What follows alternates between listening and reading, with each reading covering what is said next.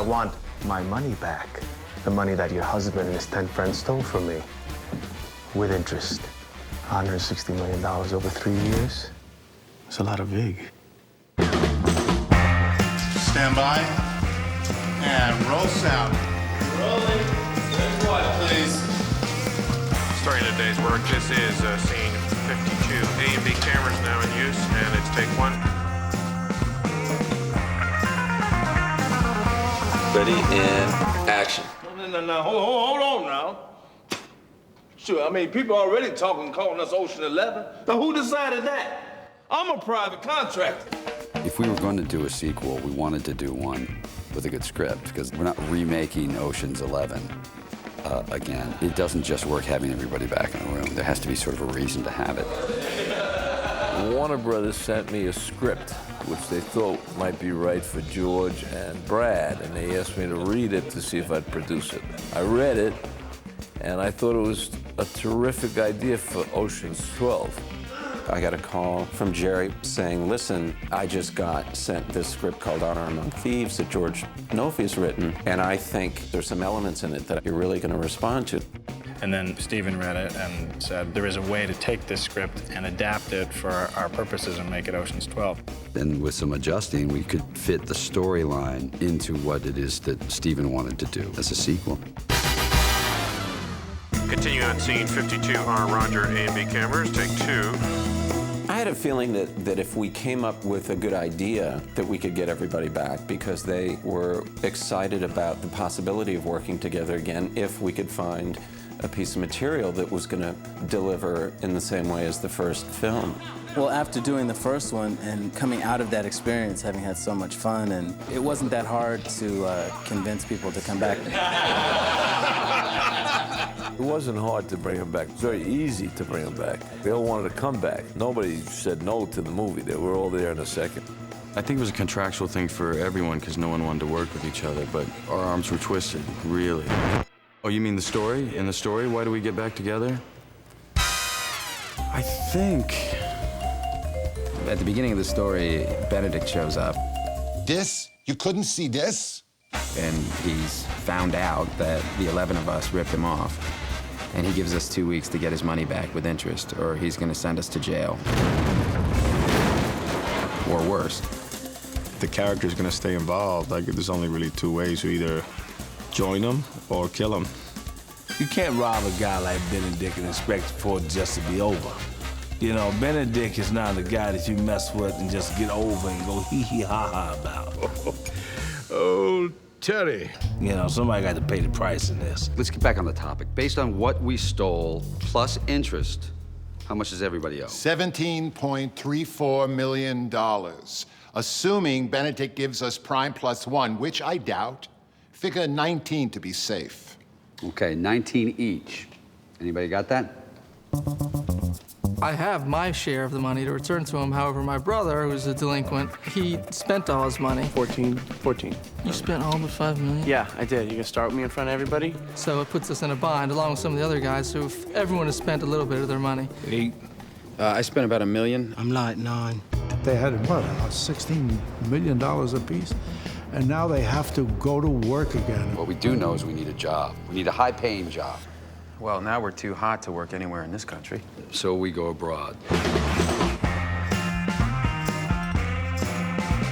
So they decide to go to Europe. And Rusty, the Brad Pitt character, decides that they should go to Amsterdam. Why did we go to Amsterdam? Oh, yeah, I was in Amsterdam. I did go to Amsterdam. Scene 61, A mark only. The fact that we're unemployable should never enter your mind. Otherwise, you're wasting your time and his. And if you mention Benedict, don't mention... Damn it. First job is going to be stealing this document from this recluse, but that's for small beans. 2.5 million euro. Wait, each? No. We needed a little startup money. We needed to get back in the swing of things, so we pulled off one quick one. Didn't end up being so quick. There's a bit of a mystery about why Amsterdam, and we discover that there's an ulterior motive on Rusty's part. Isabel Lahiri is a Europol agent with a history of being around thieves. She's on a fast track to get this thief when the ocean guys come along. She's somebody who possibly could stand in the way of our achieving what we need to achieve. She knows everything about every famous heist that's ever been pulled off. You know the name Max Schumann? And as it turns out, she's having a relationship with Brad Pitt's character, and the rest of the group didn't know about it. And you lied to her. Well, I know she plays this gorgeous femme fatale very well. I'm just saying, look a little deeper. Isabel is a thorn in our side and the wrong person to be, quote unquote, in bed with. That means it's you. Well, you better hear. We come to find out that we were set up by a master thief in Europe, Europe's greatest thief. To lure. This I do know because I met him. He's played by Vincent Cassel, and he is a better actor than all of us. This film was lucky to have him. Let me tell you, or it would have really been a disaster. A complete and utter debacle. He's a shyster, but he's a dangerous shyster. And this guy is very impressive. He's rich, he's spoiled, he's very arrogant, very stylish, smart, trained. He's an antagonist, of course, but he's not bad. Actually, he's more or less like them. Quelle joie et quelle surprise de vous voir ici. Mr. Ocean. He wanted the chance to determine who, in fact, was the greatest thief in the world. Is it him or is it the 11 of us? Because he feels like the Benedict job was a fluke. The problem is Tarr has an enormous ego. I mean, he realizes that it's impossible to compare two different crimes, that the only way to really prove who's the best is to go after the same thing at the same time. And this is why he wants to go head-to-head with these guys. What are we stealing?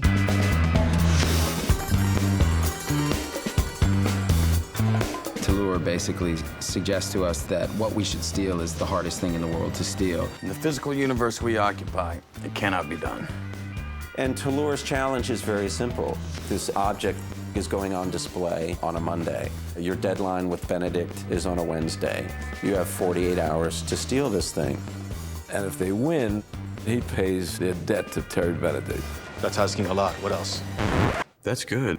That'd be a good plot point. Did they put that in? Well, things get bad at a certain point, and they've been reduced to 3 members of the gang to pull off this heist, which is literally impossible. All right, let's just stay on point here. Basher and Turk and I are absolutely at our wits' end in terms of what to do. We basically have to resort to desperate measures, which is to call Tess and invite her into the group to play a crucial role. Small role. Who am I supposed to be? Well, fantastic. She's completely duped and deceived and lied to, and that's how she gets pulled into it. He told me everything was fine. He lied right to me. Well, what I think he meant by fine is that we're running low on time and money, and we're deeper in debt than when we started. Every single one of them lies to her, leading her one more step along the path. Then she realizes, well, she's here, and something has to be done, and at that point, she becomes a participant. The problem is, as is always the case, there is a wild card that affects her directly.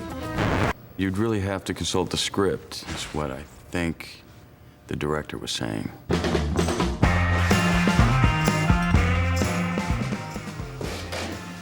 Sorry, hold on. What's really fantastic about this group is this generosity of spirit. Nobody has any egos about or worries about not getting lines or anything. You'll see Matt and Brad in a scene together, and they're both sort of actively trying to let the other person have the scene. Can I ask you something? You ever notice that if you're gonna ask me a question, give me time to respond. Unless you're asking rhetorically, in which case the answer is obvious, yes. Okay, can I ask you? Yes. Thanks. That doesn't happen all that often. It's just really fun, sweet people enjoying what they do. Clooney, Damon, enough with the nice guy thing. I mean, come on. What strikes me is just how fun and easy this can all be. Not fun to the point that we don't take our work seriously and we don't enjoy collaborating as actors together, but it's just a wonderful energy. Everyone's so happy to be here.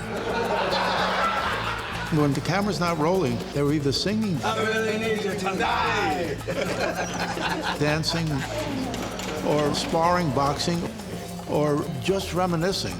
I mean, it's sort of sickening. They have so much fun, and they're getting paid for it.